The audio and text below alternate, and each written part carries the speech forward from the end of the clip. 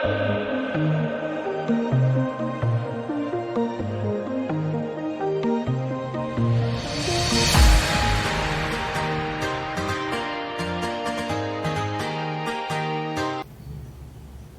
Class में बाबू हम लोग पढ़ रहे थे इलेक्ट्रिक डाइपोल का बिहेवियर यूनिफॉर्म इलेक्ट्रिक फील्ड में किस तरह का होता है। ठीक, यही समझाए थे।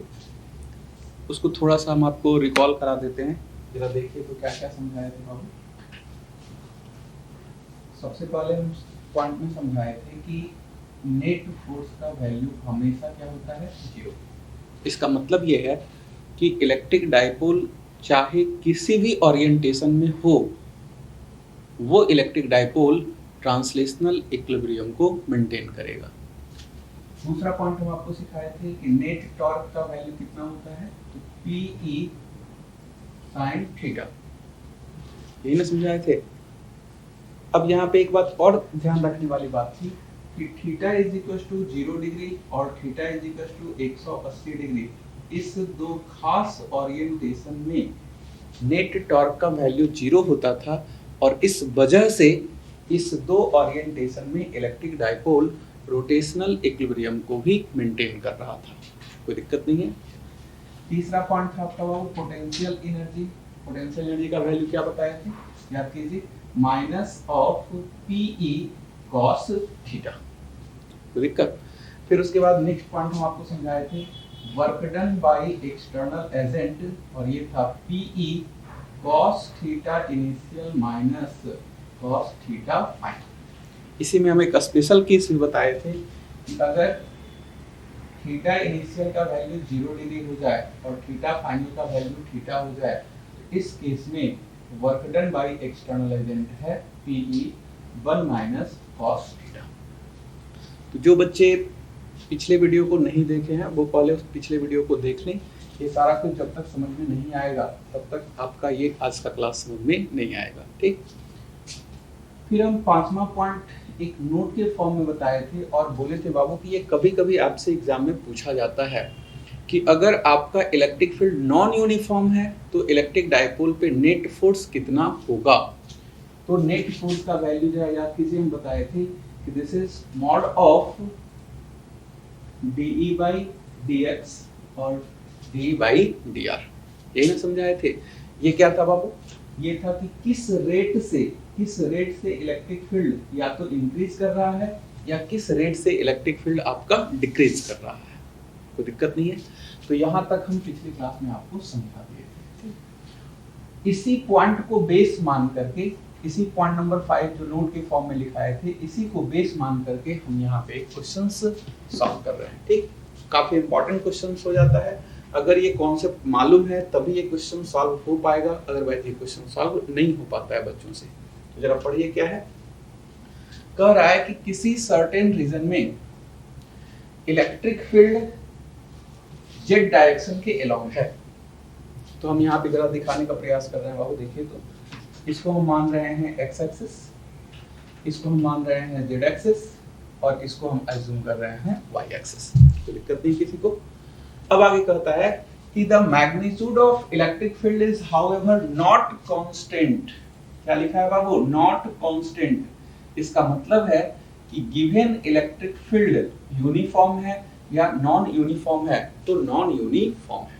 ठीक, अब आगे कहता है but increases uniformly along the positive Z direction. मतलब ये कि जब आप इधर जाएंगे तो आपका इलेक्ट्रिक फील्ड धीरे धीरे क्या होगा, इंक्रीज करेगा। कोई दिक्कत नहीं है। चलिए, अब आगे कहता है कि किस रेट से इंक्रीज कर रहा है। तो DE by DX ये आपका दिया हुआ है 10⁵5। किस रेट से बाबू, तो 10⁵5 न्यूटन पर कूलम पर मीटर। कहा है कि what is the value of net force experienced by a dipole having dipole moment 10⁻⁻7 coulomb into meter in negative direction। ध्यान से सुनिए तो जरा, डाइपोल मोमेंट किधर है बाबू, नेगेटिव डायरेक्शन में है, नेगेटिव जेड डायरेक्शन में है, नेगेटिव जेड डायरेक्शन। इसका मतलब है कि हमारा जो डाइपोल है वो इस तरह से होगा, ये हमारा डाइपोल है। डाइपोल मोमेंट किधर से किधर होता है? माइनस क्यू से प्लस क्यू की तरफ। इसका मतलब है कि डाइपोल हमारा ये है, तभी तो dipole moment negative Z direction में आएगा। अब आपसे कहा है कि बताइए फोर्स का वैल्यू क्या होगा और फोर्स का डायरेक्शन क्या होगा। जरा सोच के बताइए बाबू। फोर्स इज इक्वल्स टू क्या होता है? तो dipole moment into D by dx। हम यहाँ आसानी से लिख सकते हैं डाइपोल मोमेंट का वैल्यू कितना है? 10⁻⁷ और डी बाई dx का वैल्यू है 10⁵। यहाँ से आपका आएगा 10⁻²। कोई दिक्कत? अगर हम डायरेक्शन की बात करें तो डायरेक्शन ऑफ फोर्स या डायरेक्शन ऑफ नेट फोर्स, जरा देखिए तो यहाँ पे जो फोर्स लगेगा वो electric field positive Z direction में है। इसका मतलब है कि यहाँ पे जो फोर्स लगेगा वो इधर और यहाँ पे जो फोर्स लगेगा वो इधर। तो दिक्कत, चूंकि पॉजिटिव जेड डायरेक्शन में इलेक्ट्रिक फील्ड इंक्रीज कर रहा है, इसका मतलब है ये जो फोर्स है ये आपका ज्यादा है और ये जो फोर्स है ये आपका कम है। तो नेट फोर्स का डायरेक्शन आप खुद सोच के बता सकते हैं कि नेट फोर्स का डायरेक्शन पॉजिटिव जेड डायरेक्शन में होगा या नेगेटिव जेड डायरेक्शन में होगा। तो सारे बच्चे कहेंगे कि जिस फोर्स का मैग्नीट्यूड ज्यादा है उसी डायरेक्शन में नेट फोर्स होगा। That means direction of net force is in negative Z direction. तो दिक्कत नहीं होना चाहिए। तो ये था आपका क्वेश्चंस जो नेट फोर्स कैलकुलेट कैसे करते हैं नॉन यूनिफॉर्म इलेक्ट्रिक फील्ड में। ठीक, चलिए अब जो पार्ट आपका इलेक्ट्रिक डाइपोल का स्टार्ट हो रहा है बाबू, वो आपका बोर्ड पॉइंट ऑफ व्यू से इम्पॉर्टेंट होगा। ठीक, तो चूंकि आप सारे बच्चे को बोर्ड भी देना है इस बार, तो बोर्ड में ये क्वेश्चंस अक्सर पूछा जाता है कि इलेक्ट्रिक डाइपोल के वजह से इलेक्ट्रिक फील्ड कितना होता है। तो ध्यान से समझिएगा कि जो हम डेरिवेशन आज कर रहे हैं वो डेरिवेशन सिर्फ और सिर्फ बोर्ड पॉइंट ऑफ व्यू से इम्पॉर्टेंट होगा। नीट और जेई पॉइंट ऑफ व्यू से क्या इम्पॉर्टेंट होगा तो डेरिवेशन के बाद हम आपको समझा देंगे। ठीक, अच्छे से डेरिवेशन को समझिएगा।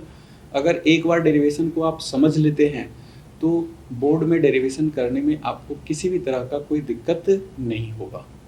आज डेरिवेशन को नहीं समझेंगे तो आपको डेरिवेशन बाद में फिर रटना पड़ जाएगा। ठीक, तो डेरिवेशन को थोड़ा सा समझाते हैं, ध्यान से सुनिएगा। हेडिंग है बाबू, calculation of electric field intensity due to dipole. A है एट एक्सियल पॉइंट, बी है एट इक्वेटोरियल पॉइंट और सी है एट एनी जनरल पॉइंट। ठीक, तो जैसे ही हम ये हेडिंग लिखे हैं बच्चों के मन में एक तुरंत डाउट्स आता है कि सर एक्सियल पॉइंट क्या होता है, सर इक्वेटोरियल पॉइंट क्या होता है। तो हम सबसे पहले आपको समझाते हैं एक्सियल पॉइंट क्या है और इक्वेटोरियल पॉइंट क्या है। ध्यान से सुनिए जरा। ये आपका इलेक्ट्रिक डाइपोल है, सपोज कीजिए ये माइनस क्यू और ये आपका प्लस क्यू। दोनों के बीच का सेपरेशन कुछ भी ले सकते हैं बाबू, हम एज्यूम कर रहे हैं मान लो 12। इस माइनस क्यू और प्लस क्यू को जोड़ने वाला स्ट्रेट लाइन जो दोनों तरफ इन्फिनिटी तक एक्सटेंड हुआ हो, जो दोनों तरफ इन्फिनिटी तक एक्सटेंड हुआ हो, इस लाइन को बोला जाता है एक्सियल लाइन। क्या बोला जाता है बाबू? Axial line. क्या बोला जाता है? Axial line. अब इस एक्सियल लाइन पे जितने भी पॉइंट, चाहे वो पॉइंट ये हो, चाहे वो पॉइंट ये हो, चाहे वो पॉइंट ये हो प्लस क्यू के इस तरफ, और चाहे वो पॉइंट ये हो, चाहे वो पॉइंट ये हो माइनस क्यू के इस तरफ, इन सारे पॉइंट्स को कलेक्टिवली हम लोग बोलते हैं बाबू क्या? Axial point. क्या बोलते हैं? Axial point. तो अगर आपसे कोई पूछे एक्सियल पॉइंट क्या है तो आप आसानी से समझा सकते हैं कि एक्सियल लाइन पे जो भी पॉइंट्स लाई करता है उसे एक्सियल पॉइंट कहते हैं। तो सवाल उठेगा एक्सियल लाइन क्या होता है, तो आप कहेंगे माइनस क्यू और प्लस क्यू को जोड़ने वाला वो स्ट्रेट लाइन जो दोनों तरफ इन्फिनिटी तक एक्सटेंड हुआ हो, उस लाइन को हम लोग क्या कहते हैं? एक्सियल लाइन कहते हैं। दिक्कत नहीं होगा। अब आते हैं इक्वेटोरियल पॉइंट किसे कहते हैं, ध्यान दीजिएगा जरा। एक्सियल लाइन से परपेंडिकुलर लाइन, ध्यान से सुनिए, एक्सियल लाइन से परपेंडिकुलर लाइन जो माइनस क्यू प्लस क्यू के मिड पॉइंट से क्रॉस कर रहा हो। कहां से क्रॉस कर रहा हो बाबू? मिड पॉइंट से क्रॉस कर रहा हो। कहां से क्रॉस कर रहा हो? मिड पॉइंट से क्रॉस कर रहा हो। इस लाइन को बोला जाता है इक्वेटोरियल लाइन। क्या बोलते हैं? Equatorial line. इसका मतलब यह है कि एक्सियल लाइन से परपेंडिकुलर किसी भी लाइन को इक्वेटोरियल लाइन नहीं कहेंगे। एक्सियल लाइन से परपेंडिकुलर वो लाइन जो इलेक्ट्रिक डाइपोल के मिड पॉइंट से क्रॉस कर रहा हो, उस लाइन को हम लोग बोलते हैं बाबू क्या? Equatorial line. और इस इक्वेटोरियल लाइन पे जितने भी पॉइंट्स लाई करेंगे, मान लेते हैं पॉइंट्स आपका ये है, मान लेते हैं पॉइंट्स आपका ये है, मान लेते हैं पॉइंट्स आपका ये है, मान लेते हैं पॉइंट्स आपका ये है, तो ये जितने भी पॉइंट्स लाई कर रहे हैं, ये सारे पॉइंट्स क्या कहलाते हैं? इक्वेटोरियल पॉइंट्स कहलाते हैं। तो अब सारे बच्चे को ये समझ में आ जाएगा कि एक्सियल पॉइंट क्या है और इक्वेटोरियल पॉइंट क्या है। कोई दिक्कत नहीं होगा। अब हम स्टार्ट कर सकते हैं, हम लोग सीख सकते हैं आसानी से कि किस तरह से एक्सियल पॉइंट पे इलेक्ट्रिक फील्ड का कैलकुलेशन होता है। ठीक, चलिए। जब हम इसका कैलकुलेशन करेंगे बाबू, तो एक छोटा सा पॉइंट आप सारे बच्चे को जो याद है वो याद रहना भी चाहिए कि electric field intensity due two point charge कितना होता है। और आप सारे बच्चे को पता है कि electric field intensity due two point charge होता है kq/x²। क्या होता है? kq/x²। यहाँ पे x क्या होता था बाबू? तो जिस पॉइंट पे आपको इलेक्ट्रिक फील्ड कैलकुलेट करना है, उस पॉइंट से पॉइंट चार्ज के बीच का डिस्टेंस। ये सबको याद है? अब आप आसानी से इलेक्ट्रिक फील्ड कैलकुलेट कर सकते हैं। देखिए कैसे। हम यहाँ पे एज्यूम कर रहे हैं बाबू कि ये हमारा इलेक्ट्रिक डाइपोल है। ध्यान दीजिएगा जरा सा, ये हमारा इलेक्ट्रिक डाइपोल है। ये आपका है माइनस क्यू और ये है आपका प्लस क्यू। आप सारे बच्चे बता सकते हैं कि इलेक्ट्रिक डाइपोल मोमेंट का डायरेक्शन क्या होगा? तो this is the direction of electric dipole moment. कोई दिक्कत नहीं ना। अब जो इलेक्ट्रिक डाइपोल हम कंसीडर कर रहे हैं, उसके लेंथ को एज्यूम कर रहे हैं हम 2l। कितना एज्यूम कर रहे हैं बाबू? 2l। जब अपने एनसीईआरटी को आप देखेंगे तो उसमें जो लेंथ एज्यूम किया है वो है 2a। हम एज्यूम कर रहे हैं कितना? 2l। उससे कोई दिक्कत तो नहीं होना चाहिए। अब हम एक्सियल पॉइंट, तो ये है आपका एक्सियल लाइन और यहाँ पे हम एक पॉइंट कंसीडर कर रहे हैं P। तो यही पॉइंट हमारा क्या कहलाएगा बाबू? एक्सियल पॉइंट कहलाएगा। बिल्कुल ध्यान से सुनिए, ये क्या कहलाएगा? एक्सियल पॉइंट कहलाएगा। इसी एक्सियल पॉइंट पे हमें इलेक्ट्रिक फील्ड का कैलकुलेशन करना है। तो सवाल उठेगा कि सर इस एक्सियल पॉइंट का दूरी कितना है और इस एक्सियल पॉइंट का दूरी कहां से लिया जाता है? तो ध्यान रखेंगे हमेशा कि इलेक्ट्रिक डाइपोल के केस में जो भी डिस्टेंस हम लोग मेजर करते हैं, वो डिस्टेंस हम लोग मिड पॉइंट से मेजर करते हैं। कहां से मेजर करते हैं बाबू? मिड पॉइंट से मेजर करते हैं। और हम ये एज्यूम कर रहे हैं कि मिड पॉइंट से इस गिवन पॉइंट का जो डिस्टेंस है, वो डिस्टेंस कितना है बाबू? r है। कितना है? r। कोई दिक्कत नहीं होना चाहिए। तो एक बात आप सब सोच के बता दीजिए कि यहां से ये प्लस क्यू के बीच जो डिस्टेंस है, ये कितना होगा? l। और ये डिस्टेंस भी कितना होगा बाबू? l। कोई दिक्कत नहीं ना किसी को। अब आप हमको ये बता दीजिए कि प्लस क्यू से पॉइंट P के बीच का जो डिस्टेंस होगा, ये कितना होगा? तो आप सारे बच्चे सोच सकते हैं कि सर ये आपका r है और ये आपका l है, तो ये वाला जो डिस्टेंस होगा वो होगा आपका r माइनस l। कोई दिक्कत नहीं होगा। माइनस क्यू से ये डिस्टेंस जरा बता दीजिए तो बाबू। तो सर ये आपका r और ये आपका l, तो माइनस क्यू से जो डिस्टेंस होगा वो होगा r प्लस l। तो तो ये आपका डिस्टेंस क्लियर हो गया। प्लस क्यू चार्ज से इस पी पॉइंट का डिस्टेंस कितना, R minus L, minus Q charge से इस पी पॉइंट का डिस्टेंस कितना बाबू, आर प्लस एल। कोई दिक्कत? अब जरा देखिए तो कि इस पी पॉइंट पे इलेक्ट्रिक फील्ड ये प्लस क्यू पॉइंट चार्ज भी क्रिएट करेगा और ये माइनस क्यू पॉइंट चार्ज भी क्रिएट करेगा। तो प्लस क्यू के कारण जो इलेक्ट्रिक फील्ड होगा उसका डायरेक्शन ये होगा और हम इसको एज्यूम कर रहे हैं ई पॉजिटिव। कोई दिक्कत? क्योंकि आप पढ़े हैं कि पॉजिटिव पॉइंट चार्ज के कारण किसी भी पॉइंट पे जो इलेक्ट्रिक फील्ड होता है उसका direction away from the point charge होता है। इसके वजह से जरा सोचिए तो बाबू, इस माइनस क्यू के कारण इस पी पॉइंट पे जो इलेक्ट्रिक फील्ड होगा उसका direction towards the point charge होगा, क्योंकि ये नेगेटिव चार्ज है। और टुवर्ड्स द पॉइंट चार्ज तो हम लिख रहे हैं आपका ये ई माइनस। कॉमन सेंस सारे बच्चों के पास है, सबको ये पता चल रहा है कि ये पॉइंट चार्ज चूंकि पास में है तो इस इलेक्ट्रिक फील्ड का वैल्यू ज्यादा होगा और ये पॉइंट चार्ज चूंकि दूर में है तो इस इलेक्ट्रिक फील्ड का मैग्नीट्यूड कम होगा। तो कॉमन सेंस कहता है कि ई पॉजिटिव का जो मैग्नीट्यूड है वो ई नेगेटिव से क्या है बाबू, ज्यादा है।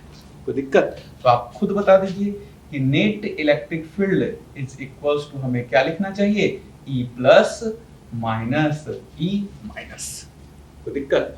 और नेट इलेक्ट्रिक फील्ड का डायरेक्शन क्या होगा बाबू, तो नेट इलेक्ट्रिक फील्ड का डायरेक्शन होगा आपका ये, this is the direction of, ध्यान दीजिएगा, this is the direction of net electric field. ये किसका डायरेक्शन है, नेट इलेक्ट्रिक फील्ड का डायरेक्शन है। कोई दिक्कत नहीं है।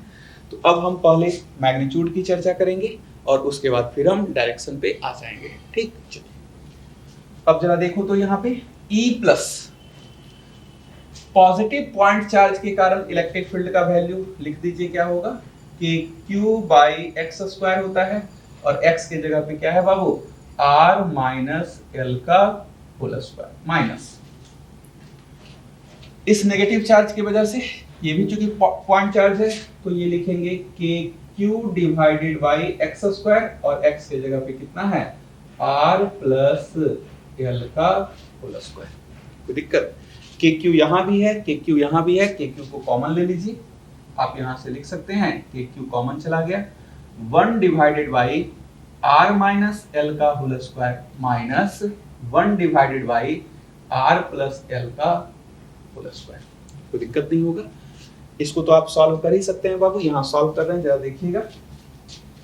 हम लिख सकते हैं के क्यू, एलसीएम ले लीजिए, एलसीएम आएगा R square minus L square का होल स्क्वायर, ये आपका चलेगा आर प्लस एल का होल स्क्वायर और ये आपका आएगा आर माइनस एल का होल स्क्वायर। यहां से जरा देखिए तो के क्यू, इसको एक्सपेंड कीजिए, R square plus L square plus 2RL, इसको एक्सपेंड कीजिए बाबू, तो R square plus L square minus 2RL और ये आपका है R square minus L square का होल स्क्वायर। इसको अगर हम सॉल्व करेंगे तो जरा देखिए क्या आएगा, के क्यू आर स्क्वायर और ये minus R square cancel out हो जाएगा, एल स्क्वायर और ये minus L square cancel out हो जाएगा, ये 2RL और ये प्लस 2RL कितना होगा, 4RL divided by R square minus L square का होल स्क्वायर।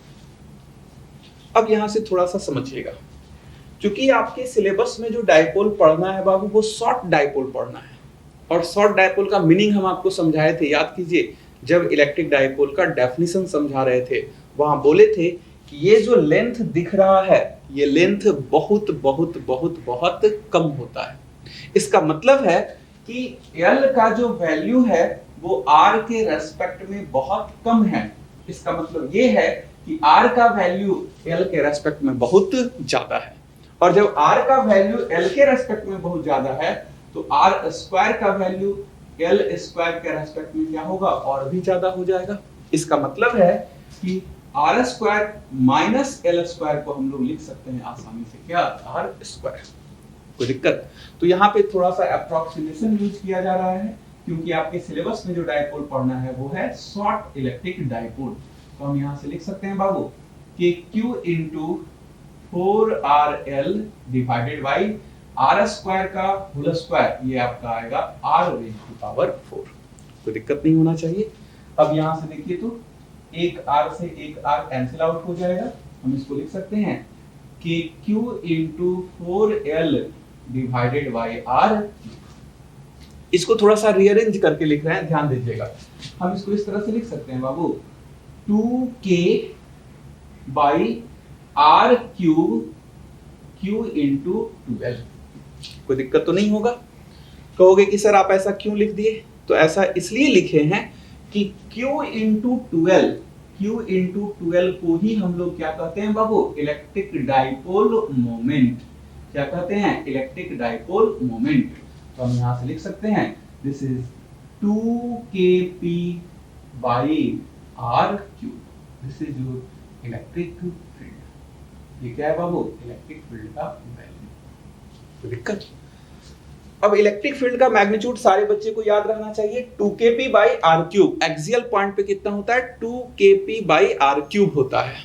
डायरेक्शन की बात कर लेते हैं थोड़ा सा, जरा ध्यान से सुनिए। तो इसकी अगर हम डायरेक्शन की बात करें तो डायरेक्शन ऑफ इलेक्ट्रिक फील्ड कहां पे? एक्सियल पॉइंट पे। जरा देखिए तो डाइपोल मोमेंट इधर है और इलेक्ट्रिक फील्ड का डायरेक्शन भी इधर है। हम आसानी से कह सकते हैं कि direction of electric field at axial point is in the direction of dipole moment. किसके डायरेक्शन में होगा? डाइपोल मोमेंट के डायरेक्शन में होगा। कोई दिक्कत? तो अगर हम इसी को वेक्टर फॉर्म में लिखना चाहें, तो आसानी से लिख सकते हैं E vector is equal to 2kp vector divided by R cube. दिक्कत नहीं ना? तो ये था आपका point number A, electric field at axial point. Finish हो गया। अब हम आपको समझाएंगे electric field at equatorial point. ठीक, चलिए देखते हैं आगे। अब हम लोग बी पार्ट को समझ रहे हैं बाबू, electric field at equatorial point. ठीक, ध्यान से सुनिएगा, डेरिवेशन है। ठीक, अच्छे से समझिए एक बार। ये आपका इलेक्ट्रिक डाइपोल, ये क्या था बाबू? माइनस क्यू, ये क्या था? Plus Q. दोनों के बीच का डिस्टेंस कितना था बाबू? 2L। हमेशा डिस्टेंस को मेजर कहां से करते हैं? मिड पॉइंट से करते हैं। इक्वेटोरियल पॉइंट मतलब यहीं पे कोई पॉइंट होगा। हम एज्यूम कर रहे हैं एक पॉइंट ये P, तो दिक्कत नहीं होगा। अब जरा सोचिए कि ये जो पॉइंट P है वो यहां से कितने दूरी पर है? तो हम ये एज्यूम कर रहे हैं कि यहां से R दूरी पर है। कितनी दूरी पर है बाबू? R दूरी पर है। और इसी P पॉइंट पे हमें इलेक्ट्रिक फील्ड का कैलकुलेशन करना है। ठीक, बहुत आसान है। देखिए इधर सबसे पहले आप हमको ये बता दीजिए कि इस प्लस क्यू के वजह से इलेक्ट्रिक फील्ड क्या होगा? अवे होगा। क्या होगा बाबू? अवे। ये सब आपको पढ़ाया गया है, ये होगा अवे। इसको हम लोग कह रहे हैं E प्लस। क्या कह रहे हैं बाबू? E plus. कोई दिक्कत? इसको थोड़ा सा हम बढ़ा रहे हैं। इस एंगल को एज्यूम कर रहे हैं बाबू हम थीटा। तो ये वाला एंगल आपका क्या होगा? थीटा होगा, अल्टरनेट एंगल से। और ये वाला भी क्या होगा बाबू? थीटा ही होगा। कोई दिक्कत? तो इस E प्लस का दो कंपोनेंट चलेगा। एक कंपोनेंट इधर चलेगा E प्लस कॉस थीटा, और एक कंपोनेंट ऊपर की तरफ चलेगा, ये होगा E प्लस साइन थीटा। कोई दिक्कत नहीं ना यहाँ तक? अब हम लोग देखते हैं इस नेगेटिव पॉइंट चार्ज के कारण। तो इस नेगेटिव पॉइंट चार्ज के कारण अगर हम बात करें तो जरा देखिए, ये आपका चलेगा इधर, ये चलेगा बाबू आपका इधर। ये क्या होगा? E minus. क्या होगा? E minus. चूंकि ये सिमेट्रिक है, ये एंगल थीटा है, तो ये एंगल भी आपका क्या होगा? थीटा ही होगा। और ये एंगल अगर थीटा है तो ये एंगल भी क्या होगा बाबू, थीटा ही होगा। और ये एंगल अगर थीटा है तो इसका भी एक कंपोनेंट इधर चलेगा, लेकिन दूसरा कंपोनेंट इसका किधर चलेगा, नीचे की तरफ चलेगा। ध्यान दीजिएगा प्लीज यहाँ। तो जो नीचे की तरफ कंपोनेंट है वो होगा e माइनस साइन थीटा, और जो इधर कंपोनेंट चलेगा वो होगा e माइनस कॉस थीटा। कोई दिक्कत? अब जरा देखिए, चूंकि ये वाला डिस्टेंस और ये वाला डिस्टेंस दोनों के केस में सेम है, पॉइंट चार्ज का मैग्नीट्यूड दोनों के केस में सेम है, इसका मतलब है कि magnitude of E plus and E minus must be same. ये क्या है बाबू, सेम। और अगर ऐसा है तो होगा क्या, जरा देखिएगा। तो ये E प्लस साइन थीटा और ये E माइनस साइन थीटा, ये दोनों का वैल्यू क्या होगा, सेम होगा। इस वजह से ये और ये एक दूसरे को क्या कर देगा, कैंसिल आउट कर देगा। कोई दिक्कत नहीं होगा। चलिए, अब अगर ये और ये एक दूसरे को कैंसिल आउट कर दिया तो बताइए नेट इलेक्ट्रिक फील्ड कितना दिखेगा। तो नेट इलेक्ट्रिक फील्ड इस डायरेक्शन में दिखेगा, और वो कितना होगा, तो हम आसानी से कह सकते हैं net electric field is E plus cos theta plus E minus cos theta. चूंकि E प्लस और E माइनस का वैल्यू सेम है तो हम आसानी से लिख सकते हैं E is equals to 2E plus cos theta, या इसी को लिख सकते हैं 2E माइनस कॉस थीटा। कोई दिक्कत? अब जरा देखते हैं, हाँ बताइए तो बाबू कि E प्लस या E माइनस का वैल्यू कितना होगा। E प्लस या E माइनस का जो वैल्यू होगा वो होगा KQ बाई एक्स स्क्वायर, और x कितना होगा, तो x जो ये दिख रहा है वो होगा x is equals to under root r square plus l square.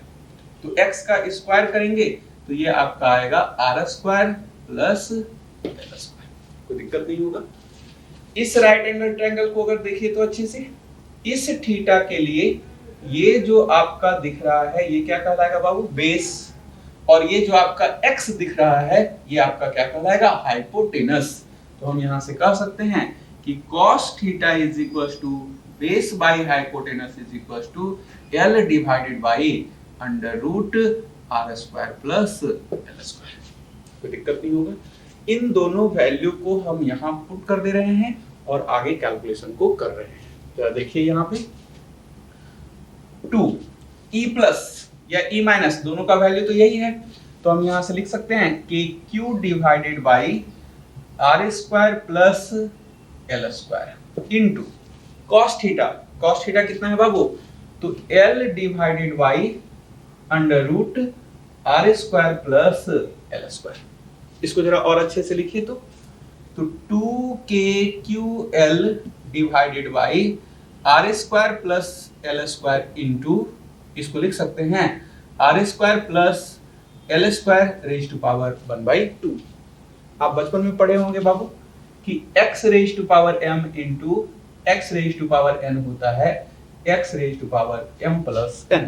तो हम यहां से लिख सकते हैं कि this is equals to 2KQL divided by R square plus L square raise to power 3/2। अब जरा आगे देखिए, हम लोगों के पास है बाबू 2KQL, इसको जरा अच्छे से लिखिए KQ इंटू 2L, कोई दिक्कत नहीं है, R square plus L square raise to power 3/2। Again जो हम इलेक्ट्रिक फील्ड पढ़ रहे हैं बाबू वो शॉर्ट डाइपोल के वजह से, और शॉर्ट डाइपोल अगर है तो हम कह सकते हैं कि R का वैल्यू L के रेस्पेक्ट में बहुत ज्यादा है, दैट मींस R स्क्वायर का वैल्यू L स्क्वायर के रेस्पेक्ट में और भी ज्यादा है। और अगर ऐसा है तो R square plus L square को हम लिख सकते हैं R स्क्वायर। कोई दिक्कत नहीं होगा। चलिए, तो अब यहां से लिख सकते हैं K into Q into 2L divided by R square raise to power 3/2। आप पढ़े होंगे बाबू कि x raise to power m raise to power n अगर होता है तो ये कहलाता है x raise to power m into n। तो यहाँ से आसानी से लिख सकते हैं k q into 2l divided by r cube. कोई दिक्कत? अब जरा देखिए तो ये हो गया कि q इंटू 12, q इंटू 12 क्या है बाबू? इलेक्ट्रिक डाइपोल मोमेंट का मैग्नीट्यूड है। तो हम यहाँ से आसानी से कह सकते हैं कि p divided by r cube. ध्यान से सुनिए जरा, क्या लिखे हैं? kp by r cube. Axial point पे क्या आया था बाबू? 2kp by r cube. Equatorial point पे क्या है? kp by r cube. अगर आपसे पूछे कि इलेक्ट्रिक फील्ड का वैल्यू कहाँ ज्यादा होगा, तो आप आसानी से कह सकते हैं कि एक्सियल पॉइंट पे इलेक्ट्रिक फील्ड का वैल्यू ज्यादा होता है। किसके रेस्पेक्ट में? इक्वेटोरियल पॉइंट के रेस्पेक्ट में, अगर पॉइंट का डिस्टेंस मिड पॉइंट से सेम है तो। कितना ज्यादा होता है? तो 2 टाइम्स ज्यादा होता है। कितना ज्यादा होता है? 2 टाइम्स ज्यादा होता है। किसके रेस्पेक्ट में? इक्वेटोरियल पॉइंट के रेस्पेक्ट में। कोई दिक्कत नहीं। अब हम आते हैं इसके डायरेक्शन की बात करेंगे। अब अगर हम इसके डायरेक्शन की बात करें तो जरा देखिए तो डायरेक्शन ऑफ इलेक्ट्रिक फील्ड क्या होगा?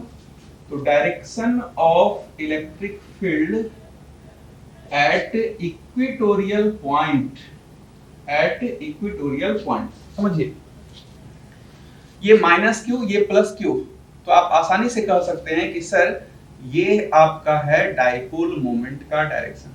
ये किसका डायरेक्शन है बाबू? डाइपोल मोमेंट का डायरेक्शन। और नेट इलेक्ट्रिक फील्ड देखो इधर है, आप इसको कह रहे हैं this is the direction of electric field. आप खुद सोच के बता दीजिए कि इलेक्ट्रिक फील्ड का जो डायरेक्शन है वो इलेक्ट्रिक डाइपोल मोमेंट के डायरेक्शन में है या अपोजिट डायरेक्शन में है? तो अपोजिट डायरेक्शन में है। तो हम यहाँ पे कह सकते हैं कि direction of electric field at equatorial point is opposite to the direction of dipole moment. कोई दिक्कत? अब अगर हम इसको वेक्टर फॉर्म में लिखना चाहें तो लिखिए जरा, E vector is equal to, बोलिए, KP vector by R cube. सही है या गलत है? बिल्कुल गलत है, क्योंकि इलेक्ट्रिक फील्ड का जो डायरेक्शन होता है वो डाइपोल मोमेंट के डायरेक्शन में नहीं है, डाइपोल मोमेंट के अपोजिट डायरेक्शन में है। तो हम यहां से लिखेंगे K minus of P vector divided by R cube, और इसी को हम अगर लिखें तो लिख सकते हैं minus KP vector by R cube. कोई दिक्कत नहीं ना? तो ये था आपका point B, electric field at equatorial point. अब हम डिस्कस करेंगे पॉइंट नंबर सी। चलिए, ए बी के बाद अब आपको सी पार्ट, लास्ट पार्ट आपको समझा रहे हैं, ठीक? ध्यान से सुनिए। ये आपका इलेक्ट्रिक डाइपोल है बाबू, यहाँ पे आपका माइनस क्यू है और यहाँ पे आपका प्लस क्यू है। कोई दिक्कत नहीं है। ये आपका मिड पॉइंट है। मिड पॉइंट से आर डिस्टेंस की दूरी पर, मिड पॉइंट से आर डिस्टेंस की दूरी पर एक पॉइंट है बाबू पी। ये डिस्टेंस कितना है बाबू? आर। और ये डाइपोल मोमेंट के साथ, डाइपोल मोमेंट के साथ या एक्सियल लाइन के साथ ये पॉइंट कितना डिग्री एंगल बना रहा है? तो थीटा डिग्री एंगल बना रहा है। कोई दिक्कत नहीं होगा। अब जरा सोच के बताइए तो कि इसका डाइपोल मोमेंट किधर है बाबू? इधर है। इस डाइपोल को हम दो डाइपोल के फॉर्म में देख रहे हैं। जरा देखिएगा अच्छे से इसको। एक आपका ये है,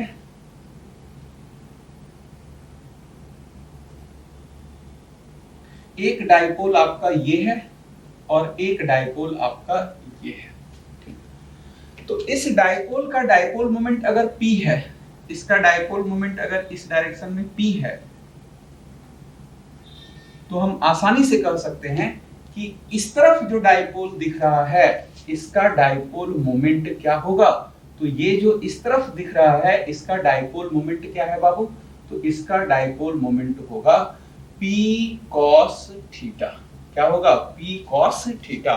और इस तरफ जो दिख रहा है, ये जो डाइपोल दिख रहा है, इसका डाइपोल मोमेंट क्या होगा? P sin theta.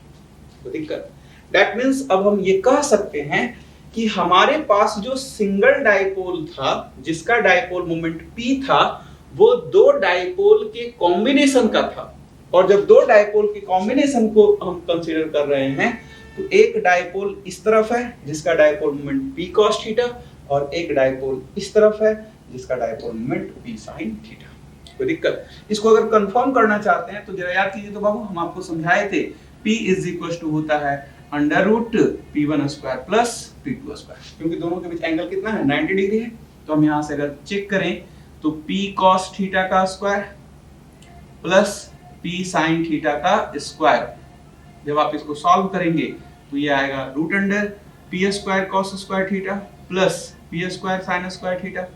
यहाँ से अगर हम देखें तो p स्क्वायर को कॉमन ले लीजिए, sin square theta plus cos square theta, और ये कितना हो जाएगा बाबू? तो p के बराबर हो जाएगा। कोई दिक्कत? दैट मींस इसी को ध्यान से समझना है। फिर से सुनिए, ये जो हमारा डायपोल है, इनिशियली जो हमारा डायपोल था जिसका डायपोल मोमेंट p था, उस डायपोल को हम दो पार्ट में डिवाइड कर दिए। एक वो डायपोल जिसका dipole moment p cos theta है और डायपोल मोमेंट इस डायरेक्शन में है, डायपोल मोमेंट इस डायरेक्शन में है, और एक वो डायपोल जिसका dipole moment p sin theta है, वो डायपोल मोमेंट आपका इस डायरेक्शन में है। कोई दिक्कत नहीं होगा? चलिए अब जरा समझिए कि इस P पॉइंट पे नेट इलेक्ट्रिक फील्ड कैसे कैलकुलेट होगा। हम अगर इस इलेक्ट्रिक डायपोल को समझें, ध्यान दीजिए, जिसका dipole moment P cos theta है, तो इस इलेक्ट्रिक डायपोल के लिए आप सोच के बताइए कि ये जो पॉइंट P है वो पॉइंट कैसा पॉइंट है। तो इस डायपोल के लिए ये जो P पॉइंट है वो आपका एक्सियल पॉइंट है। कैसा पॉइंट है बाबू? एक्सियल पॉइंट है। और अगर एक्सियल पॉइंट है तो एक्सियल पॉइंट पे इलेक्ट्रिक फील्ड का वैल्यू कितना होता है? तो 2kp/r3, और p के जगह पे क्या होगा? p cos theta divided by r। खत्म। अब जरा समझिए इस डायपोल के लिए, इस डायपोल के लिए ये वाला पॉइंट, इस डायपोल के लिए ये वाला पॉइंट कैसा है बाबू? इक्वेटोरियल है। कैसा है? इक्वेटोरियल पॉइंट है। और अगर इक्वेटोरियल पॉइंट है तो इलेक्ट्रिक फील्ड कितना होता है? kp/r3, तो k p sin theta by r3। कोई दिक्कत नहीं है। अब जरा इसका डायरेक्शन देखिए तो एक्सियल पॉइंट पे जो डायरेक्शन होता था वो इलेक्ट्रिक डायपोल मोमेंट के डायरेक्शन में, दैट मींस ये इसी डायरेक्शन में होगा। इसको अगर हम x एक्सिस मान लें तो ये लिख सकते हैं ex, और ex का वैल्यू कितना है? तो 2kp cos theta by r3। इसको अगर हम y एक्सिस माने तो यहाँ पे पहले इलेक्ट्रिक फील्ड का डायरेक्शन देखिए। इक्वेटोरियल पॉइंट पे इलेक्ट्रिक फील्ड का direction opposite to the direction of dipole moment. Dipole moment आपका इस डायरेक्शन में है, तो opposite to the direction of electric dipole moment, तो ये है आपका EY। एज्यूम कर रहे हैं कितना होगा बाबू? तो KP sin theta by r। अब आपसे कहा गया है कि बताइए इस P पॉइंट पे इलेक्ट्रिक फील्ड का वैल्यू कितना होगा। तो इस P पॉइंट पे दो डायरेक्शन में फील्ड एग्जिस्ट कर रहा है, EX और EY। तो नेट इलेक्ट्रिक फील्ड कितना होगा? हम एज्यूम कर रहे हैं कि नेट इलेक्ट्रिक फील्ड आपका ये E है, और ये x एक्सिस से कितना एंगल बना रहा है? तो x एक्सिस से फाई एंगल बना रहा है। तो एक्सियल लाइन से कितना एंगल बना रहा है? बहुत आसान है। एक्सियल लाइन से ये वाला लाइन थीटा एंगल बना रहा है, और इस लाइन से नेट फील्ड फाई एंगल बना रहा है। दैट मींस एक्सियल लाइन से इलेक्ट्रिक फील्ड टोटल कितना एंगल बनाएगा? तो ये थीटा और ये प्लस फाई। कोई दिक्कत नहीं होगा। अक्सर आपसे इसी लाइन से पूछा जाता है, तो इस लाइन से एंगल कितना है? फाई। अब जरा देखिए, इधर EX और इधर EY, तो अब तो सारे बच्चे बता सकते हैं कि electric field is equal to कितना होगा? तो under root EX square plus EY square. कोई दिक्कत नहीं है, वैल्यू पुट कर दीजिए तो बाबू जरा अच्छे से। अंडर रूट EX ये है आपका 2kp cos theta by r³ का होल स्क्वायर, प्लस ये है आपका kp sin theta by r³ का होल स्क्वायर। k यहाँ पे कांस्टेंट है, p यहाँ पे कांस्टेंट है, r³ दोनों में है, बाहर ले लेंगे तो kp बाई r³ बाहर कर दिए, क्या बच गया बाबू जरा देखिए तो, ये बच गया 2 cos थीटा का स्क्वायर, ये हो जाएगा 4 cos स्क्वायर थीटा, और ये बच गया sin थीटा का स्क्वायर, ये हो गया sin स्क्वायर थीटा। कोई दिक्कत? इसको थोड़ा और अच्छे से लिखिए, तो kp/r³ under root 4 cos square theta को हम इस तरह से लिख सकते हैं 3 cos square theta plus cos square theta. कोई दिक्कत तो नहीं है बाबू, ये 4 cos स्क्वायर थीटा हो जाएगा प्लस sin स्क्वायर थीटा। ऐसा क्यों लिखे हैं सर? तो ऐसा इसलिए लिखे हैं कि आप लोग बहुत बार पढ़े हुए हैं cos square theta plus sin square theta कितना होता है 1। तो हम यहाँ से लिख सकते हैं kp/r³ under root 3 cos square theta plus 1। That means electric field is equals to kp/r³ under root 1 plus 3 cos square theta. तो जो जेई का एग्जाम देंगे, नीट का एग्जाम देंगे, उन बच्चों को सिर्फ और सिर्फ ये रिजल्ट याद रखना है, सिर्फ और सिर्फ यही रिजल्ट याद रखना है कि किसी जनरल पॉइंट पे इलेक्ट्रिक फील्ड का वैल्यू कितना होता है kp/r³ into 1 plus 3 cos square theta. अब अगर हम इस लाइन से जिसको हम एक्स एक्सिस लाइन माने हैं, इस लाइन से इलेक्ट्रिक फील्ड का डायरेक्शन अगर देखें तो आप लोग वेक्टर में पढ़े हुए हैं बाबू कि tan phi is equals to क्या होगा, तो y component divided by x component. तो हम यहां से लिख सकते हैं y कंपोनेंट कितना है kp sin theta by r³ और x कंपोनेंट कितना है तो 2kp cos theta by r³। यहां से लिख सकते हैं बाबू 1/2 tan theta. That means phi is equals to tan inverse 1/2 tan theta. कोई दिक्कत नहीं है। तो ये आपका एंगल पता चल गया।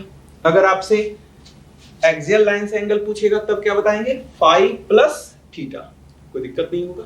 अब देखो हम आपसे क्यों बोल रहे थे कि जो भी जेईई और नीट का एग्जाम देंगे वो सिर्फ और सिर्फ इसको याद रखेंगे, उसके पीछे का लॉजिक समझिए।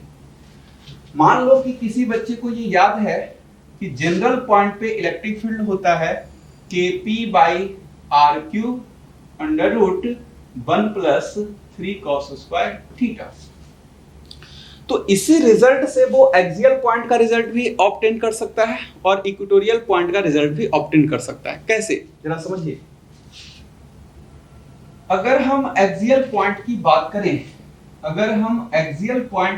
करें, तो जरा सोच बाबू कि एक्सियल पॉइंट कहां होगा, इधर कहीं होगा, और जब एक्सियल पॉइंट इधर कहीं होगा तो बताइए कि थीटा का वैल्यू घटते घटते क्या हो जाएगा 0 डिग्री हो जाएगा। तो एक्सियल पॉइंट के केस में थीटा कितना हो गया 0 डिग्री, और अगर थीटा 0 डिग्री हो गया तो जहां थीटा है वहां 0 डिग्री पुट कर दीजिए। तो E is equal to kp/r³ under root 1 plus 3 cos square 0 degree. cos 0 कितना होता है 1, तो cos स्क्वायर 0 भी कितना होगा 1। तो हम यहां से लिख सकते हैं E is equal to kp/r³ under root 1 plus 3 कितना 4, और 4 का अगर अंडर रूट लेंगे तो ये आपका आएगा 2kp डिवाइडेड बाय r³। और यही रिजल्ट आप शायद याद किए थे 2kp/r³। तो ये है आपका एक्सियल पॉइंट के लिए। अब अगर हम इसी से अगर इक्वेटोरियल पॉइंट का रिजल्ट ऑब्टेन करना चाहें तो देखिए कैसे होगा। इक्वेटोरियल पॉइंट यहां पे आएगा बाबू। इक्वेटोरियल पॉइंट अगर यहां पे आएगा तो इस थीटा का वैल्यू बढ़ते बढ़ते कितना हो जाएगा 90 डिग्री हो जाएगा। तो जैसे ही हम यहाँ थीटा का वैल्यू 90 डिग्री पुट करेंगे तो जरा देखो रिजल्ट क्या आएगा। E equatorial kp/r³ 1 plus 3 cos square 90, cos 90 0, cos square 90 भी 0, तो ये पूरा टर्म आपका 0 हो गया, और रूट अंडर 1 क्या होगा तो 1 होगा। तो E equatorial is equal to kp/r। कोई दिक्कत? तो ये था आपका इलेक्ट्रिक डाइपोल के कारण इलेक्ट्रिक फील्ड इंटेंसिटी कितना होता है। एक्सियल पॉइंट पे 2kp/r³, इक्वेटोरियल पॉइंट पे kp/r³, और किसी जनरल पॉइंट पे kp/r³ root under 1 plus 3 cos square theta. याद रह जाएगा सारे बच्चे को। चलिए अब हम लोग बाबू इलेक्ट्रिक पोटेंशियल का कैलकुलेशन कर रहे हैं।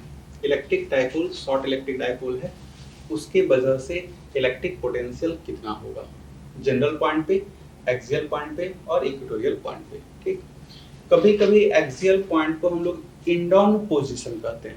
क्यों कहते हैं बाबू?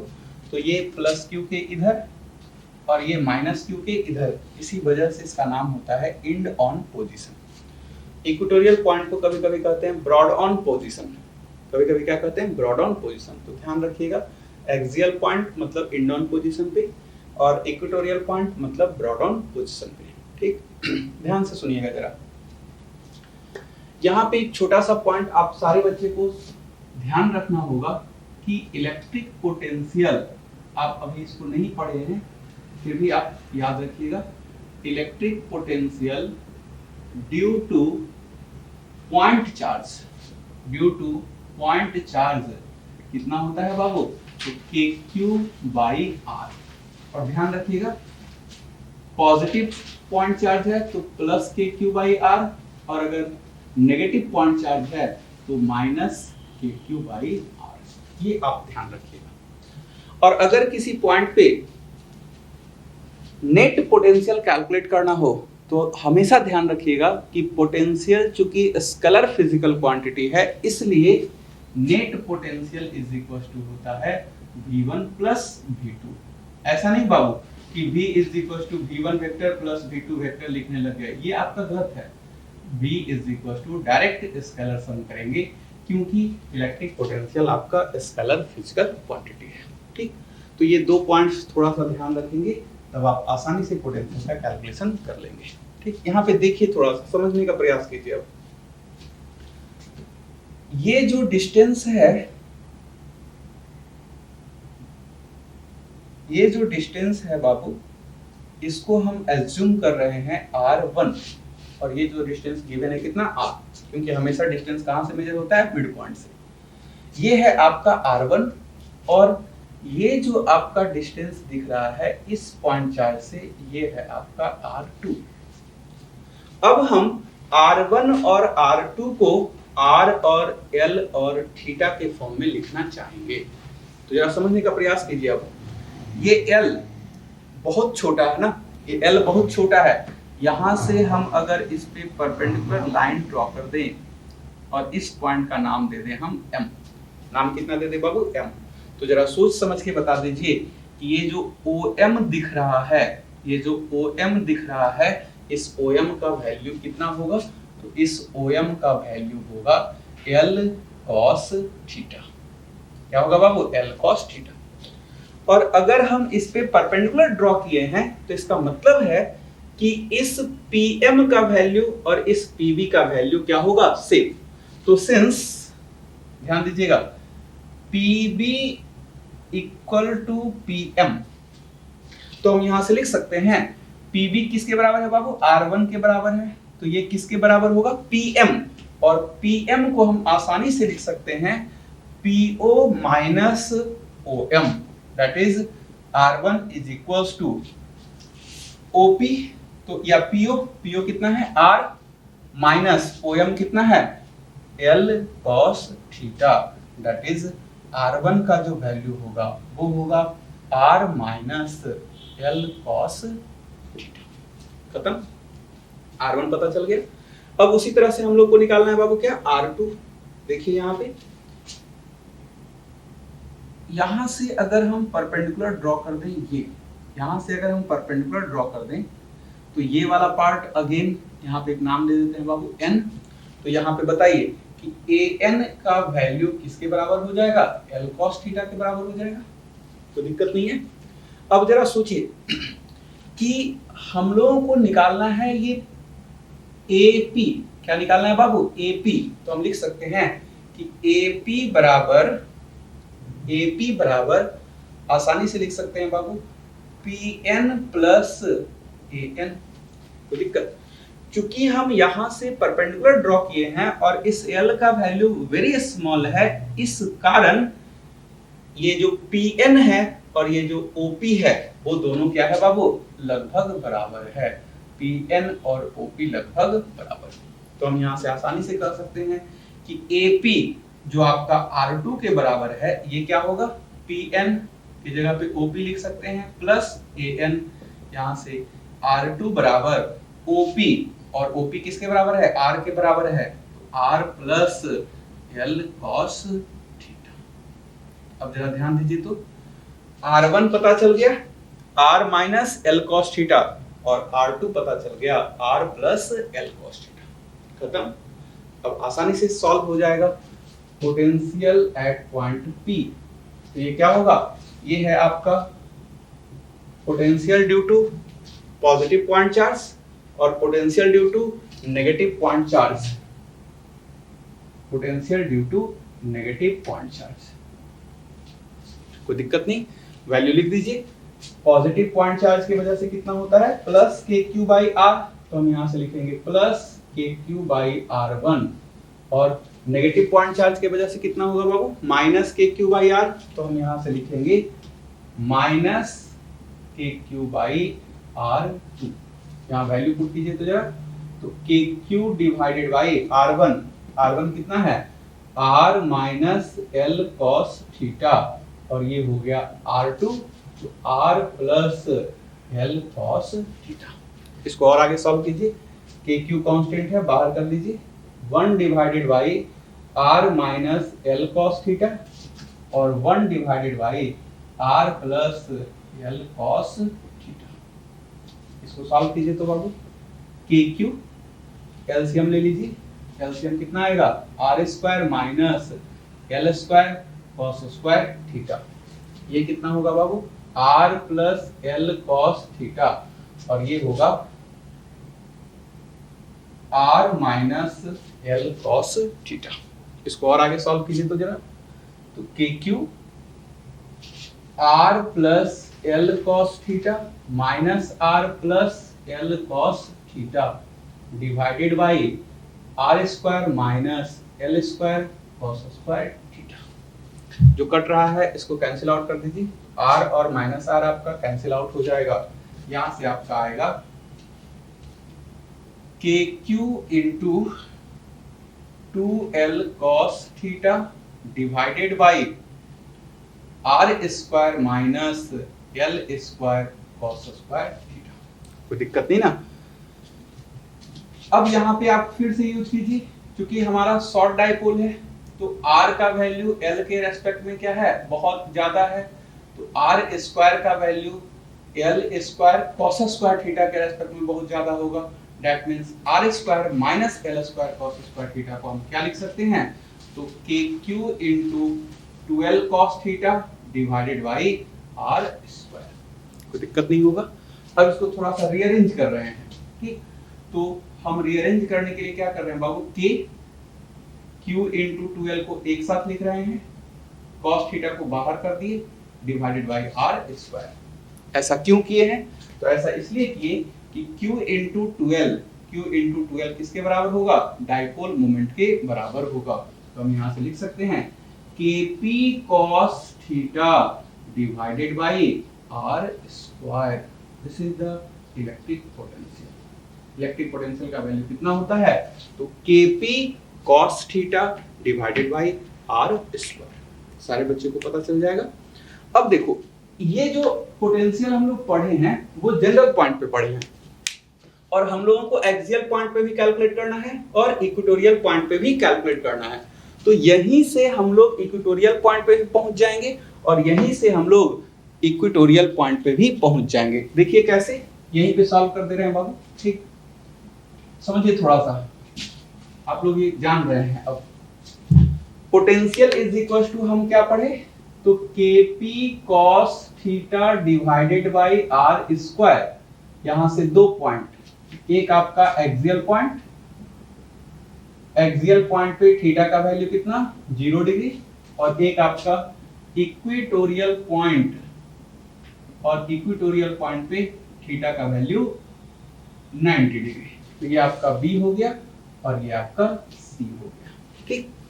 अब जैसे ही हम यहाँ थीटा का वैल्यू 0 पुट करेंगे तो यहाँ से सोचिए, potential is equal to KP cos 0 degree divided by R square, और cos 0 1, तो यहाँ से potential is equal to Kp by R square. Axial point पे या इंडॉन पोजीशन पे पोटेंशियल का वैल्यू कितना होगा? Kp बाई आर स्क्वायर होगा। इक्वेटोरियल पॉइंट पे कितना होगा बाबू? तो इक्वेटोरियल पॉइंट पे जरा देखिए, तो V इक्वेटोरियल तो Kp cos 90 divided by R square, और cos 90 का वैल्यू कितना? 0। तो यहां से V इक्वेटोरियल आपका क्या आएगा? 0। कोई दिक्कत? तो इलेक्ट्रिक पोटेंशियल की अगर बात करें, तो जनरल पॉइंट पे इलेक्ट्रिक पोटेंशियल कितना होगा? Kp cos theta by R square, Kp cos theta by R square, और एक्सियल पॉइंट पे Kp बाई आर स्क्वायर, और इक्वेटोरियल पॉइंट पे 0। तो ये था आपका calculation of electric potential due to electric dipole. आपका इलेक्ट्रिक डाइपोल ओवरऑल फिनिश हो चुका है। फिर भी हम एक नोट पॉइंट समझाएंगे। क्वाड्रुपोल के केस में इलेक्ट्रिक पोटेंशियल का वैल्यू कितना होगा? बहुत सारे बच्चे कहेंगे कि सर क्वाड्रुपोल थोड़े ही पढ़ना है, बट अगर आप सेकंड चैप्टर एनसीईआरटी का देखेंगे, एडिशनल एक्सरसाइज में जाएंगे, तो एडिशनल एक्सरसाइज में 2.22 जो क्वेश्चंस है वो आपका क्वाड्रुपोल का क्वेश्चन है। तो क्वाड्रुपोल हम थोड़ा सा समझा देंगे, ठीक? चलिए, लास्ट नोट पॉइंट है बाबू सिर्फ, ठीक ना? क्वाड्रुपोल के केस में इलेक्ट्रिक पोटेंशियल का वैल्यू कितना होता है? ये डेरिवेशन आपसे कभी भी नहीं आएगा, आपसे बहुत ज्यादा होगा। तो जो इसका रिजल्ट हम समझाएंगे वो रिजल्ट आपसे पूछा जाएगा, ठीक? तो सबसे पहले समझिए क्वाड्रुपोल है क्या। तो ये है आपका क्वाड्रुपोल, ठीक? ये प्लस क्यू, यहाँ माइनस क्यू, और यहाँ माइनस क्यू, ये आपका क्वाड्रुपोल है। डिस्टेंस कितना है बाबू? 2a। कितना है? 2a। तो ध्यान रखिएगा क्वाड्रुपोल मोमेंट, हालांकि ये सब पढ़ना नहीं है। क्वाड्रुपोल मोमेंट कितना होता है? डायरेक्ट याद रखिएगा, ये होता है 2q इंटू ए स्क्वायर। कितना होता है बाबू? 2q इंटू ए स्क्वायर, ठीक? तो ये आपको याद रखना होगा। इसका भी हमें कोई बहुत ज्यादा जरूरत यहाँ पे नहीं रहेगा, ठीक ना? अगर नहीं भी याद है तो कोई दिक्कत नहीं है। अब हम यहाँ पे एक पॉइंट कंसीडर कर रहे हैं, ये है आपका एक्सियल पॉइंट P। यहाँ से डिस्टेंस कितना है बाबू? R, और हम इलेक्ट्रिक पोटेंशियल का कैलकुलेशन करना चाहते हैं। तो जरा सोच समझ के बता दीजिए कि ये अगर 2a है तो यहाँ से ये डिस्टेंस कितना बाबू? a, और यहाँ से भी ये डिस्टेंस कितना? a। तो ये वाला जो डिस्टेंस आपका दिख रहा है ये कितना हो जाएगा? r minus a। और ये जो डिस्टेंस दिख रहा है बाबू ये कितना होगा? तो ये हो जाएगा r प्लस a। कोई दिक्कत? अब जरा सोचिए कि इस P पॉइंट पे इलेक्ट्रिक पोटेंशियल कौन कौन क्रिएट करेगा?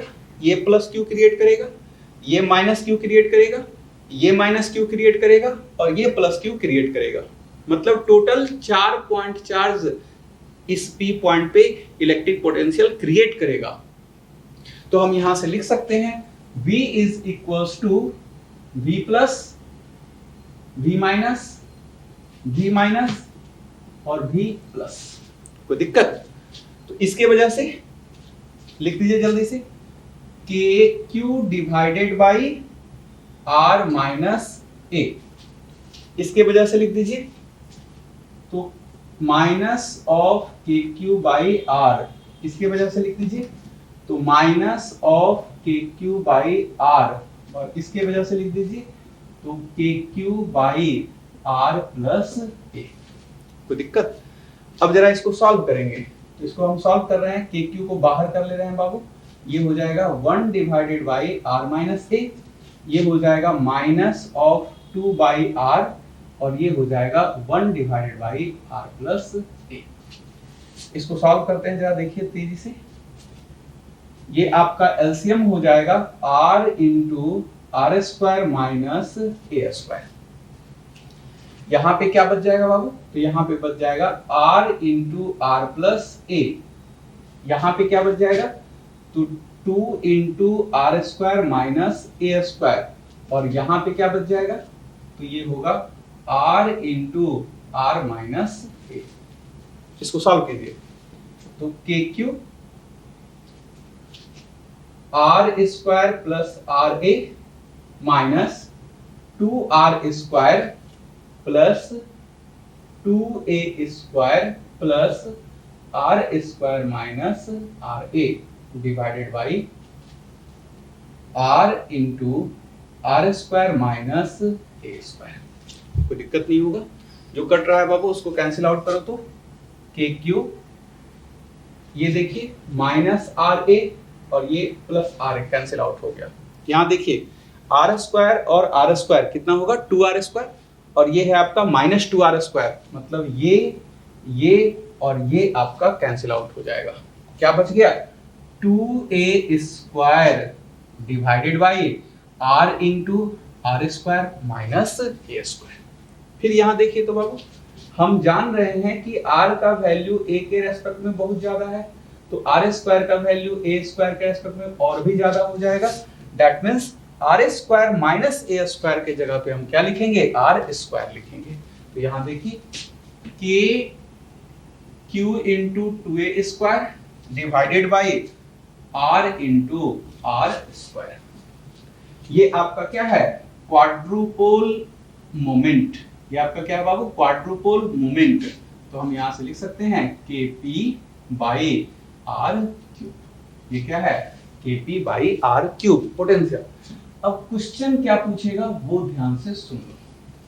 क्वेश्चन पूछेगा कि मोनोपोल के केस में, मोनोपोल मतलब पॉइंट चार्ज, मोनोपोल के केस में पोटेंशियल कितना होता है, तो K Q by R, that means potential is directly proportional to 1/r। Dipole के केस में क्या होता है, तो डाईपोल में पोटेंशियल पढ़े थे बाबू अभी kp cos theta by r square, इसका मतलब है कि v proportional to 1/r square. ध्यान से सुनिए, मोनोपोल में v proportional to 1/r, dipole में v proportional to 1/r square, और क्वाड्रुपोल अगर क्वेश्चन में है तो क्वाड्रुपोल के केस में अभी पढ़े हैं kp by R cube, that means v proportional to 1/r। तो अगर क्वेश्चन पूछना होगा जेई में या नीट में तो सिर्फ और सिर्फ ये वाला पार्ट आएगा, इसके अलावा कुछ भी नहीं आएगा। मोनोपोल के केस में v proportional to 1/r, dipole के केस में v proportional to 1/r square, quadrupole के केस में v proportional to 1/r cube. एक छोटा सा क्वेश्चन, अगर ऑक्टापोल रहेगा, क्वाड्रुपोल के बाद ऑक्टापोल रहेगा, तो आपके लिए होमवर्क है कि ऑक्टापोल के केस में v प्रोपोर्शनल टू 1/r पर पावर अगर n है तो n का वैल्यू क्या होगा। Thank you Babu. Electric dipole आपका फिनिश।